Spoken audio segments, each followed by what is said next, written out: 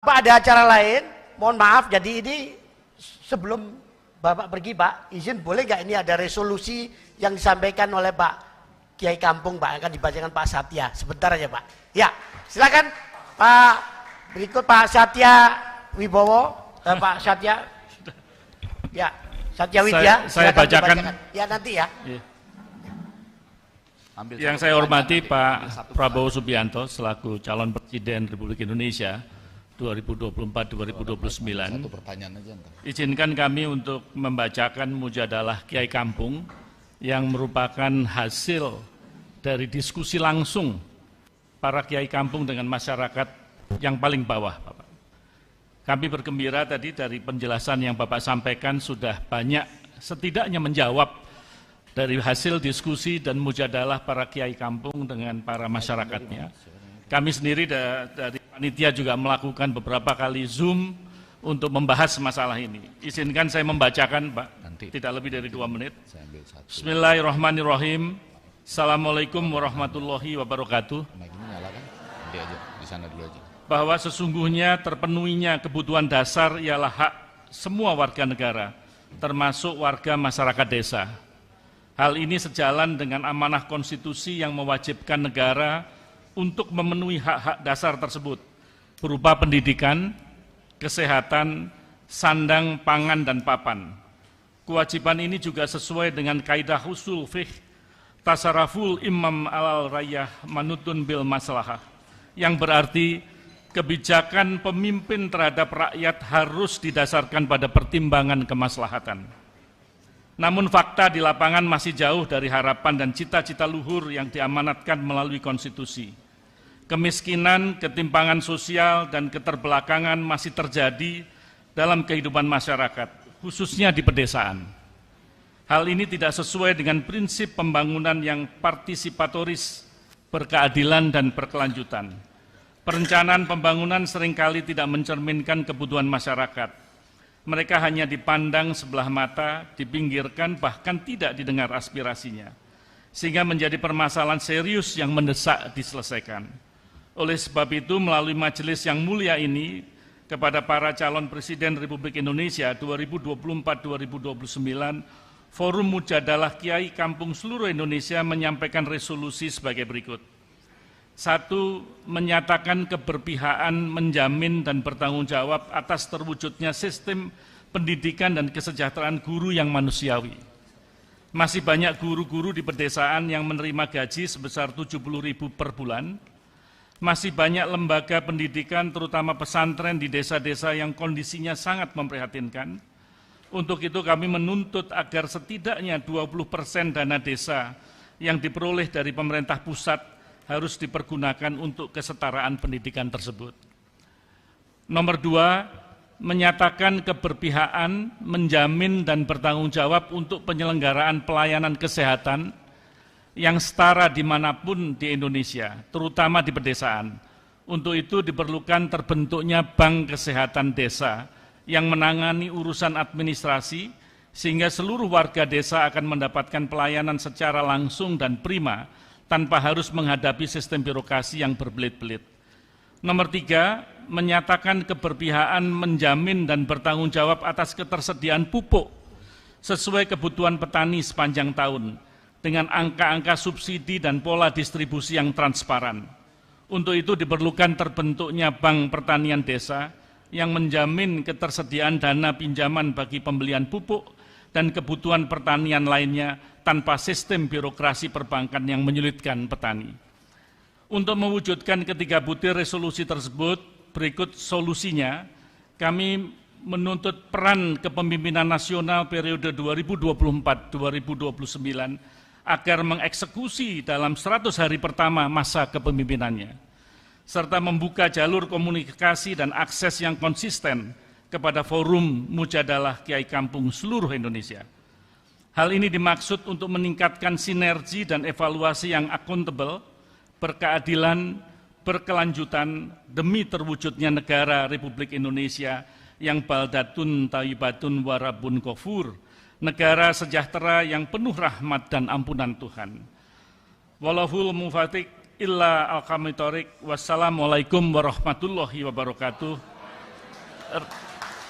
resolusi Kastil ditempatkan di Malang, ditandatanganin bersama dan seksama oleh Kiai Kampung seluruh Indonesia. Malang 4 Jumadil Awal 1445 Hijriah, 18 November 2023. Demikian Pak yang bisa kami sampaikan, mudah-mudahan bisa diterima dengan baik. Terima kasih. Oke, Bapak sekalian mohon maaf karena Bapak Prabowo ini mau segera meninggalkan tempat karena jalan lain. Jadi ini 2 pertanyaan. Silakan Pak Effendi. Tes ya, satu yai dan satu nyai ya, boleh ya.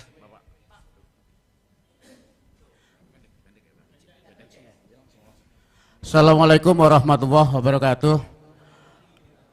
Pak Prabowo yang kami hormati, saya langsung ke pertanyaan Pak, karena saya tahu Bapak ada acara lagi di pesantrennya almarhum Kiai Hasyim Muzadi. Ya, saya langsung Pak, saat pemilu ini selalu Kiai Kampung itu hanya menjadi alat kepentingan suara. Ya. Jadi setelah terpilih jarang ingat Pak, pada Kiai Kampung, baik yang ngajar di musola, di madrasah, di masjid dan TPA serta pesantren-pesantren yang kecil di pedalaman. Tokoh agama ini di tingkat perdesaan jarang diperhatikan. Jadi kadang-kadang lewat masa idah Pak, lupa. Ini selalu. Tetapi setiap musim pemilu begini dikumpulkan, silaturahim. Maka kami butuh apa solusinya jika Pak Prabowo terpilih nanti di 2024. Terima kasih. Wassalamualaikum warahmatullahi wabarakatuh. Ini setengah katanya, setengah aja, setengah. Oke, terima kasih Pak Prabowo. Saya ingin menanggapi slide yang dari Bapak tadi tentang istilah makan siang di Pompes dan di sekolah. Kami punya pesantren, kami tidak setuju kalau ada santri peserta didik dapat beasiswa, sebenarnya nggak setuju saya. Itu mendidik seakan-akan guru pesantren yang membutuhkan santri, bukan santri yang membutuhkan pesantren. Jadi Bapak, kalau jadi Bapak mau ngasih ikan sama mau ngasih pancing, itu yang penting Pak. Kalau kasih ikan kami tidak butuh, itu menjadikan peserta menjadi nakal. Tapi kalau dikasih pancing, insya Allah nanti apa yang disana Bapak akan berhasil. Ibu satu ya. Assalamualaikum. Ada dua. Pada tadi Pak, tadi. Satu. Assalamualaikum warahmatullahi wabarakatuh. Terima kasih. Saya nyatiti beberapa hal Pak di saat nanti Bapak insya Allah akan terpilih menjadi presiden. Satu, dipermudah regulasi masalah perizinan ekspor. Kenapa? Kalau tadi Bapak paparkan masalah itu tentang nikel dan segala macam, di sini tidak ada Pak. Di sini adanya pohong. Itu bisa diekspor, tapi kita tidak tahu bagaimana regulasi dan perizinannya. Itu aja Pak. Terima kasih. Ya, langsung. Jawab. Saya jawab yang terakhir dulu ya.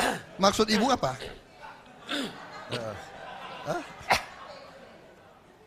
Iya.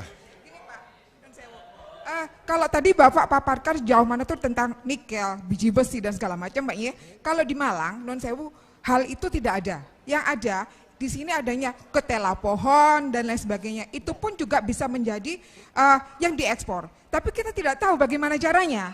Jadi regulasinya dipermudah dan pendidikan untuk itu bisa Iya, jadi Bu, Malang kan bagian dari Indonesia. Iya kan? Malang membutuhkan sekolah, membutuhkan rumah sakit, membutuhkan aspal. Memang di Malang nggak ada aspal, aspalnya dari Buton. Jadi kita ini satu kesatuan. Kita satu bangsa dan satu negara. Jadi ini semua adalah untuk membiayai guru-guru yang Bapak tadi mengeluh dan merasakan penghasilan kita kurang. Kan begitu. Bagaimana kita meningkatkan? Bapak tanya solusi. Solusinya adalah untuk meningkatkan penerimaan uang. Baru kita bisa perbaiki kondisi hidup guru, dokter, perawat, semuanya kita perbaiki. Kalau nggak ada penerimaan bagaimana? Kalau kekayaan kita mengalir terus ke luar negeri bagaimana? Ya Bu ya. Jadi saya mengerti. Ketela, singkong, sangat strategis. Mungkin singkong kita butuh untuk Indonesia juga. Ya kan? Karena kita sekarang import gandum. Padahal gandum tidak bisa kita tanam di Indonesia. Ya, jadi saya kira itu jawabannya ya. Jadi kita tidak bicara Malang saja. Nggak bisa. Ya, jadi kira-kira bisa Bapak bisa mengerti nggak? Bagaimana ada seorang calon pemimpin atau pemerintah yang hanya janji-janji saja? Ya kan, saya akan perbaiki semua gaji guru-guru di semua. Bagaimana? Uangnya dari mana? Makanya saya jelaskan, uangnya dari sini. Kekayaan harus kita kelola. Harta kita harus kita kelola dengan baik. Kita akan jadi negara sangat makmur. Nah, tadi Bapak katakan saya tidak paham. Jadi kalau Bapak tidak mau terima, nggak apa-apa. Loh, kita mau bantu kok. Ya, loh, pemerintah lihat sekarang anak-anak kita kurang gizi. Jadi yang kurang gizi kita bantu. Yang sudah cukup gizi yang tidak mau terima bantuan ya tidak ada masalah. Ya bagaimana? Bagaimana? Kalau Bapak tidak mau terima bantuan, nggak apa-apa. Kita akan salurkan ke yang perlu bantuan. Kan Bapak tadi mengatakan tidak mau terima beasiswa kan? Ya bagaimana? Artinya dari pihak pemerintah lebih banyak konsentrasi kasih pancingnya, jangan hanya konsentrasi pada ikannya. Oh, pasti kita lebih senang kasih pancing. Bapak tahu pemerintah Jokowi sudah bikin apa? Bapak pernah dengar dana abadi pesantren? Bapak sudah dengar? Pernah ada sebelum ini? Kan baru sekarang kita bikin dana abadi pesantren, ya. Kita mau kasih pancing. Ya. Kita mau kasih pancing.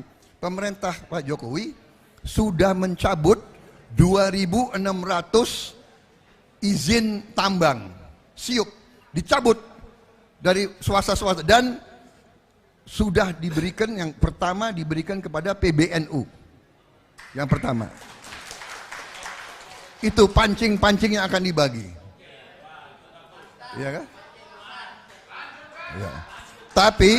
Tapi karena pancing ini perlu proses, perlu waktu dan perlu pengalaman, kita sekarang tidak mau berhenti, tidak mau nunggu untuk anak-anak yang kurang gizi, kita langsung kasih makan dan kasih susu. Ya. Tapi untuk orang-orang anak orang kaya nggak perlu lagi, ya nggak usah dipaksa, ya kan? Mereka mungkin sudah makannya lebih enak. Oke, terima kasih. Saya minta izin karena saya ditunggu di tempat lain. Saya masih ada 3 acara di Malang ini. 3 acara. Terima kasih.